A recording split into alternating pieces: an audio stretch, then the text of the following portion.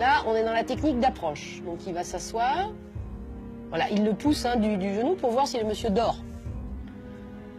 Voilà, d'un côté.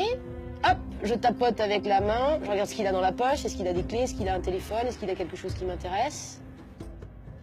Et puis, bah, on a fait la poche droite, bah, on va faire la poche gauche. Caractéristique, une infraction, un vol. Et là, on voit apparaître un usager.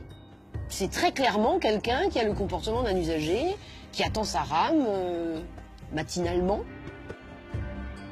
Et là, qu'est-ce qui lui passe dans la tête? Je ne sais pas. Vous voyez, il est... je stoppe vraiment... Il n'a pas l'attitude de quelqu'un qui est... voilà, il n'est pas bien, il est plié en deux. On se demande même s'il ne va pas vomir ou quelque chose comme ça. On se dit, tiens, il est vraiment pas bien, il est malade. Voilà. Et là, l'usager l'a vu. Donc il a vu qu'il s'est levé, et vous allez voir que l'usager va le voir partir en crabe. Donc là, il n'a pas forcément compris que le monsieur était pas bien. Par contre, quand on va le voir partir en crabe, là, il ne peut pas ne pas comprendre que le type, il est complètement saoul. Et il le voit se rapprocher, regardez, il est à 2 cm, il a les mains dans les poches, il le voit, il n'y a absolument aucun doute là-dessus, il est dans la même attitude. Et il tombe.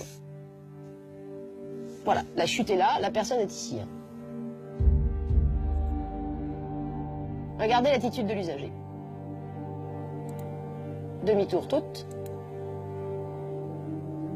Et là, je m'en vais, et j'ai toujours les mains dans les poches.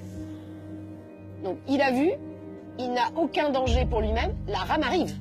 Or, l'usager qui a fait demi-tour, ça ne l'alerte pas plus. Il sent bien que le danger va... Non seulement le monsieur est peut-être KO, mort ou électrocuté, mais qu'en plus, il y a le risque qu'il soit écrasé par la rame.